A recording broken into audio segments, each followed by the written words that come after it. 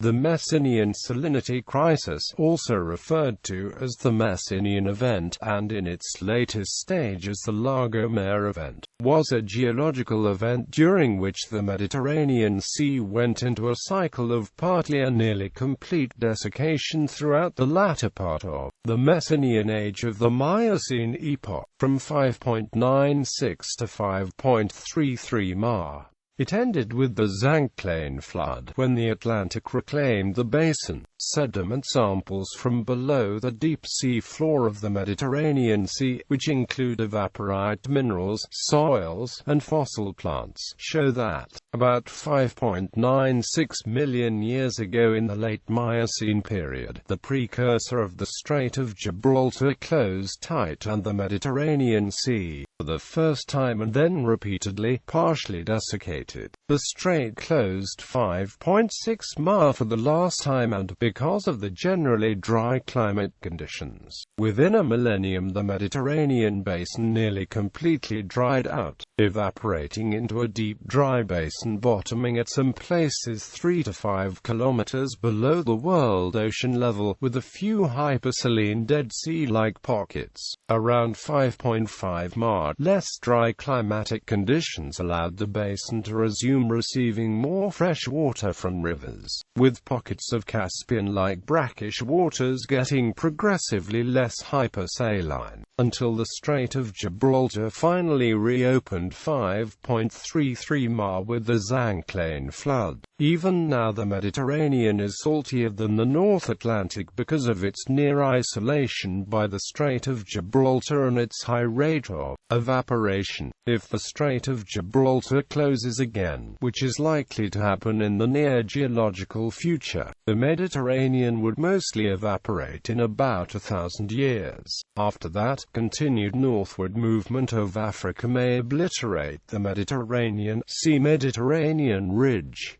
Naming and first evidence. The Messinian salt deposits that are outcropping in places like Messina in Sicily, northeast Libya, Italy, and southern Spain have been described since the 19th century, and it is then that the salinity crisis theory started to be developed. Carl Mayer, a Swiss geologist and paleontologist, studied fossils between gypsum-bearing, brackish and freshwater sediment layers and identified them as having been deposited just before the end of the Miocene epoch. In 1867, he named the period the Messinian, for the region of Messina, Italy. Since then, salt-bearing and gypsum-bearing evaporite layers in many Mediterranean countries have been dated to that period. Confirmation and further evidence. In 1961, seismic surveying of the Mediterranean basin revealed a geological feature some 100 to 200 meters below the seafloor. This feature, dubbed the M reflector, closely followed the contours of the present seafloor, suggesting that it was laid down evenly and consistently at some point in the past. The origin of this layer was largely interpreted as related to salt deposition. However, different interpretations were proposed for the age of salt and its deposition. Earlier suggestions from Denizot in 1957 and Ruggieri in 1967 proposed that this layer was late Miocene in age, and the same Ruggieri coined the term Messinian Salinity Crisis.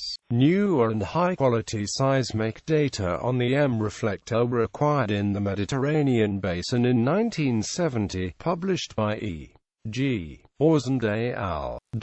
At the same time, the salt was cored during Leg 13 of the deep-sea drilling program conducted from the Lago Mare Challenger under the supervision of co-chief scientists William B. F. Ryan and Kenneth J. HSU. These deposits were dated and interpreted for the first time as deep basin products of the Messinian Salinity Crisis. The first drilling of the Messinian salt at the deeper parts of the Mediterranean Sea came came in the summer of 1970, when geologists aboard the Glomar Challenger brought up drillcoes containing arroyo gravels and red and green floodplain silts, and gypsum, anhydrite, rock salt, and various other evaporite minerals that often form from drying of brine or seawater, including in a few places potash, left where the last bitter, mineral-rich waters dried up. One drill core contained a wind-blown cross-bedded deposit of deep-sea foraminiferal ooze that had dried into dust and been blown about on the hot, dry abyssal plain by sandstorms, mixed with quartz sand blown in from nearby continents, and ended up in a brine lake interbedded between two layers of halite. These layers alternated with layers containing marine fossils, indicating a succession of drying and flooding periods. The massive presence of salt does not require a desiccation of the sea. The main evidence for the evaporative drawdown of the Mediterranean comes from the remains of many canyons that were cut into the sides of the dry Mediterranean basin by rivers flowing down to the abyssal plain. For example, the Nile cut its bed down to several hundred feet below sea level at Aswan, and 2,500 meters below sea level just north of Cairo. In many places in the Mediterranean, fossilized cracks have been found where muddy sediment had dried and cracked in the sunlight and drought.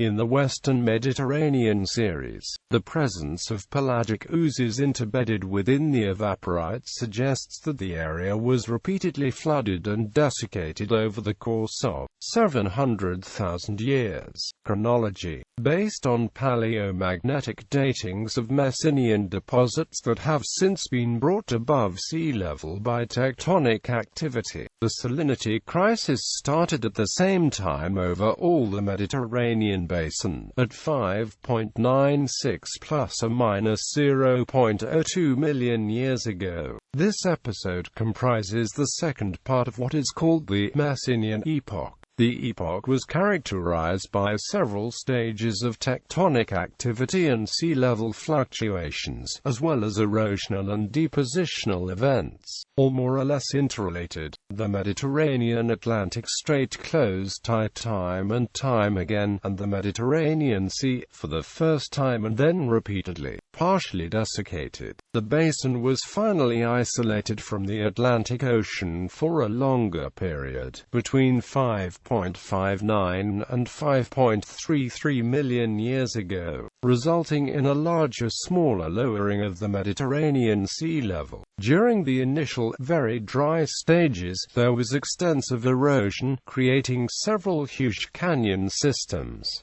around the Mediterranean. Later stages are marked by cyclic evaporite deposition into a large lake-sea basin. About 5.33 million years ago, at the start of the Zanclean age, the barrier at the Strait of Gibraltar broke one last time, reflooding the Mediterranean basin in the Zanclean flood, favoring slope destabilization. The basin has not desiccated since several cycles. The amount of Messinian salts has been estimated as around 1,018 kilograms and more than 1 million cubic kilometers, exceeding by a factor of 50 the amount of salt normally contained in the Mediterranean waters. This suggests either a succession of desiccations or a long period of hypersalinity during which incoming water from the Atlantic Ocean was evaporated, with the level of the Mediterranean brine being similar to that of the Atlantic. The nature of the strata points strongly to several cycles of the Mediterranean Sea completely drying and being refilled, with drying periods correlating to periods of cooler global temperatures, which were therefore drier in the Mediterranean region. Each refilling was presumably caused by a seawater inlet opening, either tectonically, or by a river flowing eastwards below sea level into the Mediterranean sink, cutting its valley head back west until it let the sea in. Similarly to a river capture, The last refilling was at the Miocene-Pliocene boundary, when the Strait of Gibraltar broke wide open permanently. Upon closely examining the whole 124 core Kenneth JHSU found that the oldest sediment of each cycle was either deposited in a deep sea or in a great brackish lake. The fine sediments deposited on a quieter deep bottom had perfectly even lamination. As the basin was drying up and the water depth decreased, lamination became more irregular on account of increasing wave agitation. Stromatolite was formed then, when the site of deposition fell within an intertidal zone. The intertidal flat was eventually exposed by the final desiccation, at which time anhydrite was precipitated by saline groundwater underlying sabkas. Suddenly seawater would spill over the Strait of Gibraltar, or there would be an unusual influx of brackish water from the Eastern European lake. The Balearic abyssal plain would then again be under water. The chickened wire anhydrite would thus be abruptly buried under the fine muds brought in by the next deluge. Research since then has suggested that the desiccation flooding cycle may have repeated several times during the last 630,000 years of the Miocene epoch. This could explain the large amount of salt deposited. Recent studies, however, show that the repeated desiccation and flooding is unlikely from a geodynamic point of view. Synchronism versus diachronism, deep water versus shallow water evaporite. Some major questions remain concerning the beginning of the crisis in the central Mediterranean basin. The geometric physical link between the evaporitic series identified in marginal basins accessible for field studies, such as the Tabernas Basin and Sorbas Basin, and the evaporitic series of the central basins has never been made. Using the concept of deposition in both shallow and deep basins during the Messinian, two major groupings are evident. One that favors a synchronous deposition of the first evaporites in all the basins before the major phase of erosion, and the other that favors a diachronous deposition of the evaporites through more than one phases of desiccation, which would first have affected the marginal basins and later the central basins. Another school suggests that desiccation was synchronous, but occurred mainly in shallower basins. This model would suggest that the sea level of the whole Mediterranean basin fell at once, but only shallower basins dried out enough to deposit salt beds. See Image B, is highlighted in the work of Van Dijk and Van Dijk al. The history of desiccation and erosion was complexly interacting with tectonic uplift and subsidence events and erosional episodes. They also questioned again, like some previous authors had done, whether the basins now observed as deep were actually also deep during the Messinian episode, and gave different names to the end-member scenarios described above. Distinguishing between these hypotheses requires the calibration of gypsum deposits. Gypsum is the first salt to be deposited from a desiccating basin.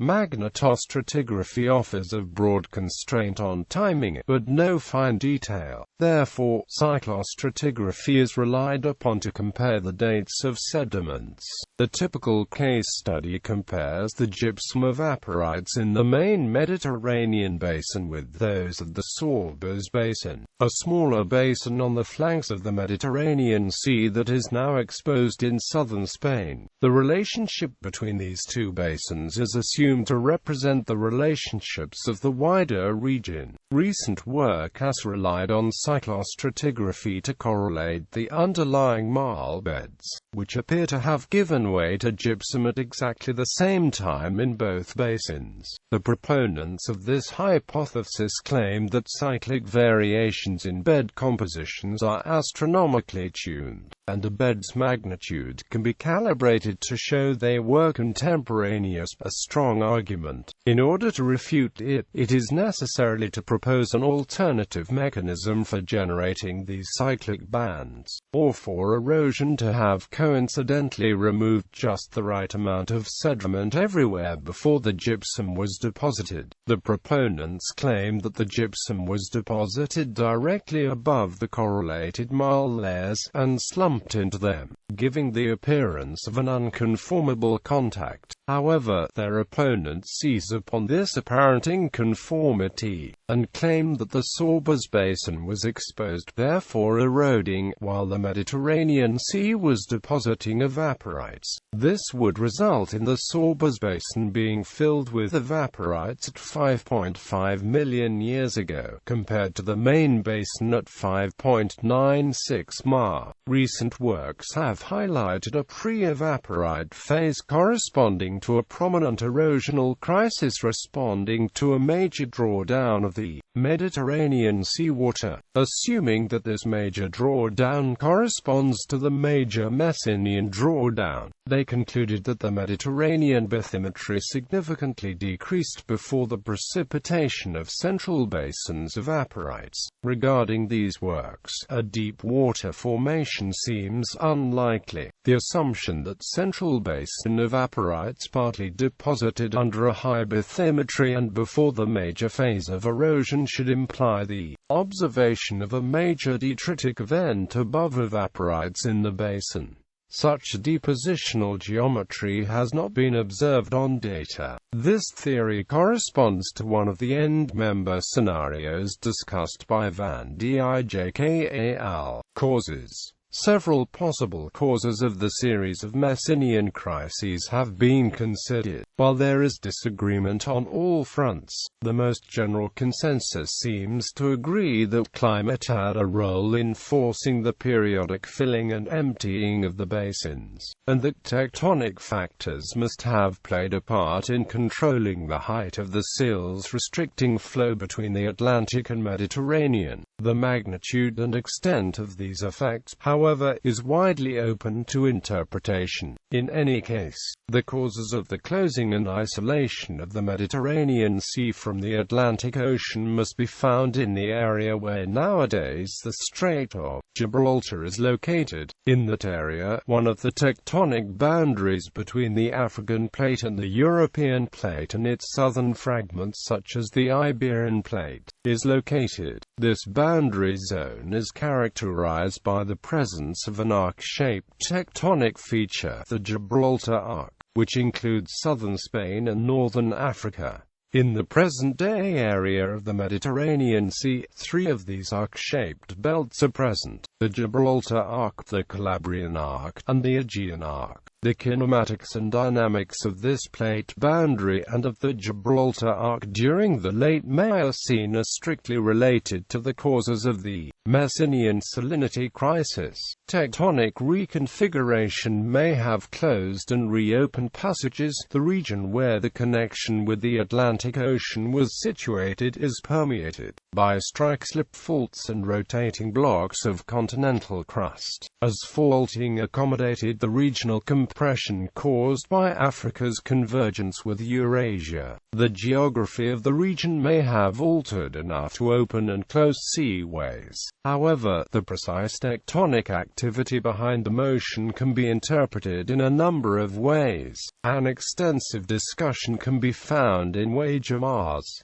Any model must explain a variety of features of the area. Shortening and extension occur at the same time in close proximity. Sedimentary sequences and the relations to fault activity constrain the rates of uplift and subsidence quite precisely. Fault-bounded continental blocks can often be observed to rotate. The depth and structure of the lithosphere is constrained by records of seismic activity, as well as tomography. The composition of igneous rocks varies. This constrains the location and extent of any subduction. There are three contending geodynamic models that may fit the data, models which have been discussed in an equal way for the other arc-shaped features in the Mediterranean. A moving subduction zone may have caused periodic regional uplift. Changes in volcanic rocks suggest that subduction zones at the rim of the Sea may have rolled back westwards, changing the chemistry and density in magma underlying the western Mediterranean. However, this does not account for the periodic emptying and refilling of the basin. The same features can be explained by regional delamination of the loss of a layer of the entire lithosphere, deblobbing, the loss of a blob of lithospheric mantle, and the subsequent upward motion of the overlying crust may also have caused the observed phenomena, although the validity of the deblobbing hypothesis has been called into question. Of these, only the first model, invoking rollback, seems to explain the rotations observed. However, it is difficult to fit it with the pressure and temperature histories of some metamorphic rocks. This has led to some interesting combinations of the models which at first hand looked bizarre in attempts to approach the true state of affairs. Changes in climate must almost certainly be invoked to explain the periodic nature of the events. They occur during cool periods of Milankovitch cycles, when less solar energy reached the Earth. This led to less evaporation of the North Atlantic, hence less rainfall over the Mediterranean. This would have starved the basin of water supply from rivers and allowed its desiccation. Contrary to many people's instincts, there is now a scientific consensus that global sea level fluctuations cannot have been the major cause, although it may have played a role. The lack of ice caps at the time means there was no realistic mechanism to cause significant changes in sea level. There was nowhere for the water to go, and the morphology of ocean basins cannot change on such a short time scale. Relationship to climate. The climate of the abyssal plain during the drought is unknown. There is no situation on Earth directly comparable to the dry Mediterranean, and thus it is not possible to know its climate. There is not even a consensus as to whether the Mediterranean Sea even dried out completely. It seems likeliest that at least 3 or 4 large, brine lakes on the abyssal plains remained at all times. The extent of desiccation is very hard to judge due to the reflective seismic nature of the salt beds, and the difficulty in drilling cores, making it difficult to map the thickness. Nonetheless, one can study the forces at play in the atmosphere to arrive at a good speculation of the climate. As winds blew across the Mediterranean sink, they would heat or cool adiabatically with altitude. In the empty Mediterranean basin, the summertime temperatures would probably have been extremely high even during the coldest phase of any glacial era. Using the dry adiabatic lapse rate of around 10 degrees Celsius per kilometer, a theoretical temperature of an area 4 kilometers below sea level would be about 40 degrees Celsius warmer than the temperature at sea level. Under this simplistic assumption, theoretical temperature maxima would have been around 80 degrees Celsius at the lowest depths of the dry abyssal plain, permitting little life other than extremophiles. One can also calculate that 2 to 3 miles below sea level would have resulted in 1.45 to 1.71 atmospheres of air pressure at the bottom. Although it was probably quite dry in the basin, there is no direct way to measure how much drier it would have been compared to its surroundings. Areas with less severe depths would probably have been very dry. Today, the evaporation from the Mediterranean Sea supplies moisture that falls in frontal storms, but without such moisture, the Mediterranean climate that we associate with Italy, Greece, and the Levant would be limited to the Iberian Peninsula and the western Maghreb. Climates throughout the central and eastern basin of the Mediterranean and surrounding regions to the north and east would have been drier even above modern sea level. The Eastern Alps, the Balkans, and the Hungarian plain would also be much drier than they are today, even if the westerlies prevailed as they do now. However, the Paratethys Ocean provided water to the area north of the Mediterranean basin. The Wallachian, Pontic and Hungarian basins were underwater during the Miocene, modifying the climate of what is now the Balkans and other areas north of the Mediterranean basin. The Pannonian Sea was a source of water north of the Mediterranean basin until the Middle Pleistocene before becoming the Hungarian plain. Debate exists whether the waters of the Wallachian Pontic basin would have had access to at least the eastern Mediterranean basin at times during the Miocene. Effects on biology. The Messinian Event also provided an opportunity for many African species, including antelopes, elephants and hippopotami, to migrate into the empty basin, close to the descending great rivers, to reach interior wetter cooler highlands such as Malta. As the sea level was dropping, as such species would not have been able to cross the wide hot empty sink at maximum dryness. After the return of the sea water, they remained on the islands, where they underwent insular dwarfism during the Pleistocene, as on Crete, on Cyprus, on Malta and Sicily. Of these, the Cyprus dwarf hippopotamus survived until the end of the Pleistocene or early Holocene, but some of these species may have crossed the sea when it was flooded, washed out to sea on rafts of floating vegetation, or with some species by swimming. Global effects. The water from the Mediterranean would have been redistributed in the world ocean, raising global sea level by as much as 10 meters. The Mediterranean basin also sequestered below its seabed a significant percentage of the salt from Earth's oceans. This decreased the average salinity of the world ocean and raised its freezing point. Dehydrated geography. The notion of a completely waterless Mediterranean Sea has some corollaries. At the time, the Strait of Gibraltar was not open, but other seaways linked the Mediterranean to the Atlantic. These must have closed, isolating the basin from the open ocean. The high level of salinity cannot be tolerated by many known organisms, a factor in reducing the biodiversity of much of the basin. The basin's low altitude would have made it extremely hot during the summer through adiabatic heating, a conclusion supported by the presence of anhydrite, which is only deposited in water warmer than 35 degrees Celsius. Rivers emptying into the basin would have cut the beds much deeper in the case of the Nile, as the buried canyon under Cairo shows, and in the Rhone Valley.